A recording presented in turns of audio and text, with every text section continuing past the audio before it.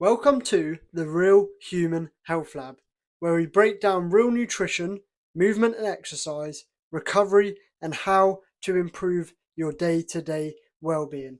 I'm Ollie, and every week we dive into one key topic to help you advance your knowledge and health with science-backed studies and experiences. Let's get straight into it. Okay, so hello. First face-to-face video. Feeling very personal, feeling very face to face, let's say.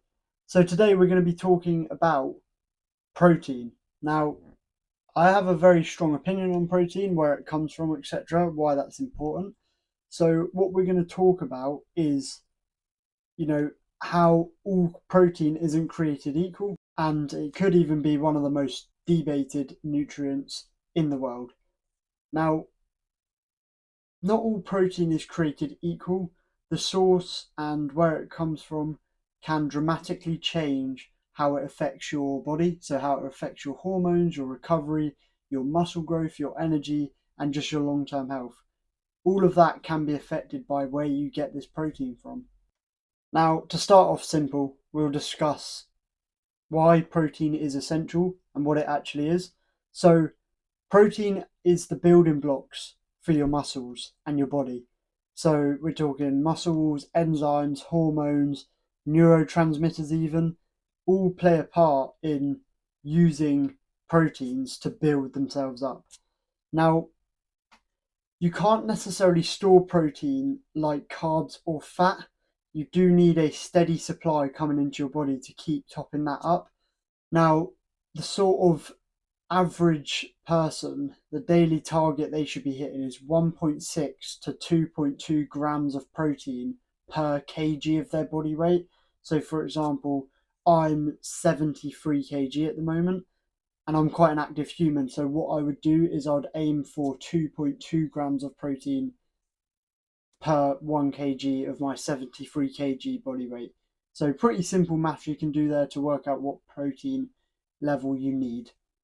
Next section, an area I feel very strongly about, and that is the source of where your protein comes from. So this does massively matter. It makes it bioavailable or less bioavailable. It means your body's going to use it better or not. There is different forms of protein and how well they're absorbed by our body. Now, first things first, we'll start off with my favorite. That's animal proteins. So this is the realest, most complete source of protein you can get. It does contain all 9 of the essential amino acids in the optimal ratios. Now, that does obviously change depending on the meat, depending on the animal source. However, generally, it does contain all 9 at an optimal level. Now, as well as that, the reason source matters is because in animal proteins, for example, they're much higher in leucine, which actually triggers the muscle protein synthesis. That was found in 2016. So having it high in leucine is also very important for that protein to be used correctly. Some meats, for example, red meat, have very high vitamin B12, iron, creatine, and carnitine, which actually is much harder or not found at all in plants.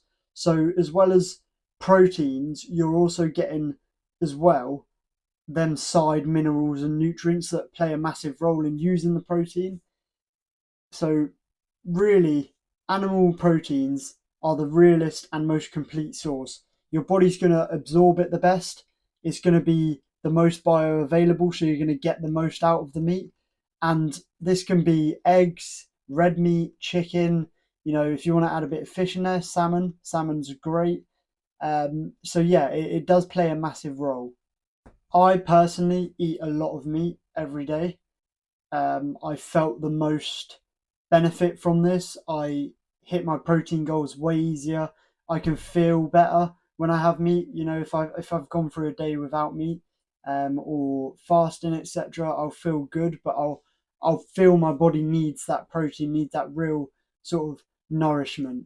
Now, leading on to the next one, which would be plant protein.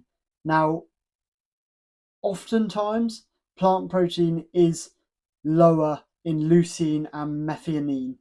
Now, these are key for photosynthesis and actually using the protein that you're consuming. So the fact that they're lower means the protein's going to struggle to be used as well. I'm a massive fan of plants. I enjoy vegetables. I think they're very beneficial, same as fruit. I think vegetables and plants are very beneficial for our health. However, for a protein source solely, you want to opt for animal sources because they require sort of combining different things to meet that same level of amino acid needs. So from a piece of meat, you can get all your essential amino acids at the right levels. Whereas if you're having a plant protein, they sometimes can require the side of rice or beans to sort of add into that amino acid level. They are also higher in anti-nutrients. Now, I don't think this is a massive problem. If you're going to get more from consuming vegetables and plants than not consuming them. However, there is high levels of phytates and lectins, which, yes, they do decrease and reduce mineral absorption. However, this isn't at an extreme level. Again, it is more beneficial to consume vegetables than not to consume them, just simply because of these, small hindrances that come with consuming them. So for protein specifically on that topic, they can absolutely work. However, they're not going to be as beneficial as animal sources, and they do require higher volumes. So, you can get such a high level of protein from a couple of meals with meat in throughout the day. However, with only plants, you're going to really have to eat a lot to get the right level of protein. So yes, you can do it. However, it's not going to be as easy, and it's going to take much more planning, and it also isn't going to actually be as beneficial as animal source when it comes to protein specifically. Now, for my least favorite and my most hated protein source in the world, and that is the ultra processed proteins, the fake food. So you go in a shop, you see protein, massive label, and you look in that section and you see flavored, ultra processed yogurts, drinks, bars, anything ultra processed you can think of. Protein bars, shakes, powders, they can help if your sole goal is, you're a proper, say, gym bro, you want to get big, you need to consume as much protein as you can, and you're not really caring about your health. If you're not caring about your health, fine, they can be helpful for reaching your protein goals. But if you even slightly care about sort of consuming the right things and real human health, then they are not the way to go. These protein bars, these protein shakes, these protein yogurts even, a lot of the time, if you turn the ingredient list over and you read it through, they're going to be full of E numbers, they're going to be full of flavorings, additives, even sometimes some seed oils, which are inflammatory. There's going to be loads of unneeded ingredients added in there that will massively sort of affect your progress and health. Now, as well as this, they're not as good of a protein source as well for actually getting your protein. Now, your body's going to use and absorb animal protein way more easier than these ultra processed versions. Now, they're much harder to absorb in your body, especially when you add in these other horrific flavorings and additives that mess with your gut health. It does make it harder to use this protein, and it's less bioavailable. As well as this, not all of these powders and drinks, etc., you see on the shelves are equal. So, for example, a whey isolate has rapid absorption, yes, and high leucine. So, if your sole goal is to get protein, that could be a good option. But if you then look at soy protein isolate, there's a much lower anabolic response. So, it's going to be much different for your muscle growth if you're consuming a soy version of that. Plant blends can work if they're well put together. Now, it's rare to see in a shop that you have a clean, no additives, no E numbers, no flavorings, drink or yogurt where it's just got a bit of plant protein in there and it's well formulated. But even then, it's not as efficient as a pure, a steak or a chicken breast, a pure, real protein source. By relying on fake protein, you are going to miss out on, nutrient density. So then micronutrients that come along meat and plants. You're going to miss gut health benefits. So, you're going to actually do the opposite of that. You're going to irritate your gut because they're so ultra processed and the additives they add to it, that it's going to actually do the opposite of help your gut. It's going to affect it, which in turn actually will lower your gut health levels, causing you to then struggle to use your nutrients and protein that you're eating better in the long run. And again, it also does affect your blood sugar, so it's going to spike that blood sugar. So looking at them three sources, long story short, you need to opt for the real version. So plant or meat.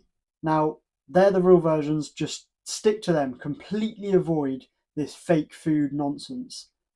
However, if you can, you have the budget, you are open-minded, you're not sort of following a specific diet or, morals, then stick to that animal protein. They are going to be your very best protein source. They're going to seriously benefit you in your goals of reaching the correct nutrient and protein levels. So now we're going to look at the protein and real health, human health relation. So what protein means for your real human health. Now, muscle simply is what you're going to most benefit from with protein, and muscle pretty much equals longevity.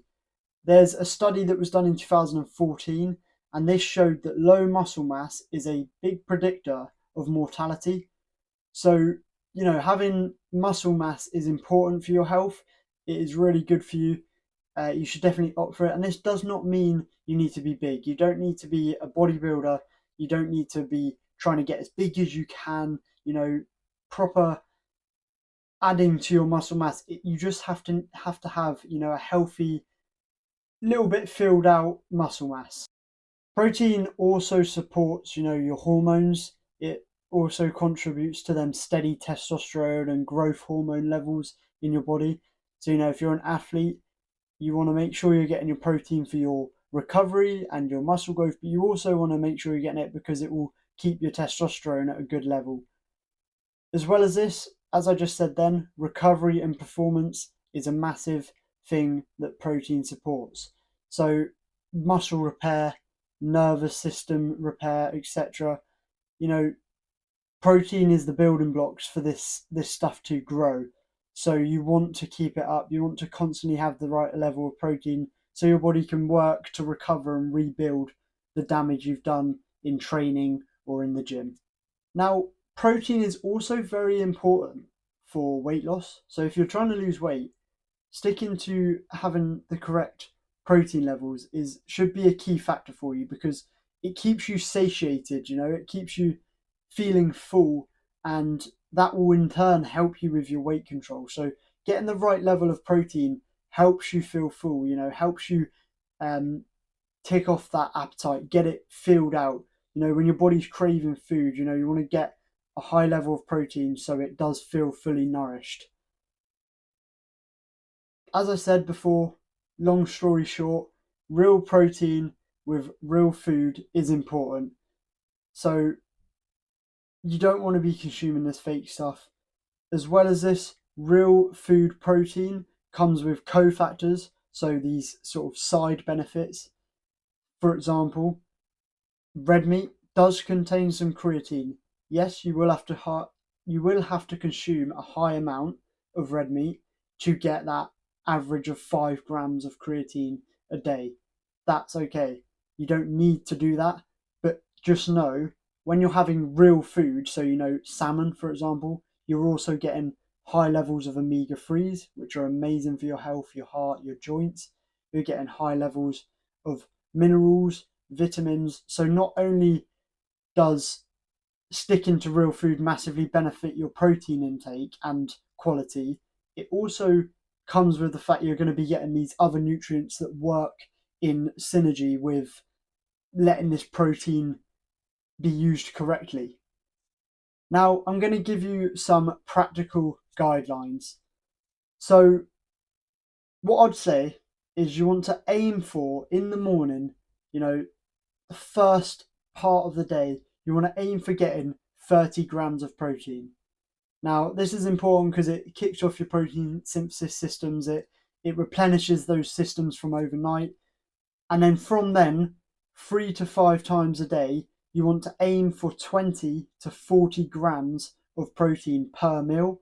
Now, obviously, if you're a bigger guy or girl and you need more protein because of your weight, then do work out the maths of 1.6 grams to 2.2 grams per kg of body weight and work out how you can spread that across 3 to 5 meals a day. It's simple, you just need to work that out. Prioritize animal sources. As I've said multiple times in this episode, just stick to the real stuff. Eggs, fish, beef, chicken, stick to that. If you are looking to supplement more protein, you don't have time to cook a lot in the day or plan your meals, use whey protein only look for clean powders. So you can get unflavored. Yes, it may not be as good as flavored, but you can get unflavored, clean whey protein powders where it is simply one ingredient, and that's whey protein. That's what you want to use to supplement. That's going to be the most bioavailable. It's not going to be as bioavailable as animal sources again, but that's going to be such a good option for a supplement if you're struggling to hit your high protein levels. But do not use this to replace meals. You want to make sure you're getting full nutrient-dense meals as well. One thing I always talk about is you should include fermented dairy. So this is going to also contribute to your protein intake as well as massively benefit in your gut health so that you absorb the protein better. So we're talking, yogurts, unflavored, kefir, sauerkraut even is a good one. I know that's not dairy, but if you can add that to your meal as well as having high protein, that will help. But yeah, if you're talking about fermented dairy, look at yogurt, kefir yogurt, kefir drinks, all unflavored obviously, and that will massively benefit that gut and protein synergy. So they'll work together, the benefits of both of them to maximize and optimize both sides. If you can, when you're plant-based or if you're plant-based, combine foods. So make sure you're adding in foods that supplement B12, creatine, and possibly leucine. Now, if you're struggling with this, you can supplement them in capsule form, that's always sort of an option there. It should be seen as last resort. You should always try and sort your nutrition out first. But if it's easier for you or less time consuming, etc., you can get those unflavored, unadditives supplements that you can use instead. So I'm going to give you one challenge, and I'm also going to give you a little summary of the takeaways from this episode just to make it clear. The main points, I know I've gone in depth about a couple things and sort of discussed them a bit more in depth, but here's what matters. Not all protein is equal. Real food should always come first, and supplementing protein should always come second. So, as I've said multiple times, focus on getting real protein sources first, whether that's meat, preferably, or even plant-based protein. Aim for that first before you even look at supplementing any protein. The source does matter for your muscles, your hormones, your recovery, and your longevity and long-term health. This does matter. It is going to have a much better effect on your health. I'm talking a massive effect from a piece of steak compared to a ultra-processed yogurt pot. You're not even going to get half of the benefits of a steak from a yogurt pot. So opt for them good sources whenever you can. Now, I'm going to give you one challenge that will help you aim to do this, and that is to swap one ultra processed protein source that you're having this week. So if you're one of them people, you go to the gym and you get a protein yogurt or you get a protein shake, instead, go to the shop and look at the ultra processed protein source and go, make a conscious decision. Go, no, today I'm going to get a real protein source. So I'm going to get an unflavored, unprocessed yogurt, even, or a kefir yogurt that's unflavored, or I'm going to go for a real meal. So I'm going to get a steak, or I'm going to get a piece of salmon. That's your challenge for the week. Swap that once. So if you have a routine of getting a protein yogurt or drink, consciously swap it for an unflavored yogurt or a kefir yogurt and even a steak, salmon. Just consciously make that decision one time a week and then try and continue to do that every week until you can completely eliminate them fake, ultra processed, awful versions of protein. Now, thank you very much for listening to this episode. I really appreciate the continued support. Welcome to the new version of the podcast, Face to Face. I hope it's felt more personal. I hope I've been able to get my information across to you better. Please leave your feedback below. I appreciate any sort of tips or tricks. Let me know how you get on with the challenge, and all the references of the studies I've used to look at for this episode will be linked down below, as well as my private community where I provide you a weekly challenge that is way more in depth than the ones I give on the podcast, that help you implement a better plan for your human health. Again, thank you so much for tuning on. I appreciate the continued support, and I'll see you next week at Sunday at 10 p.m. Take care.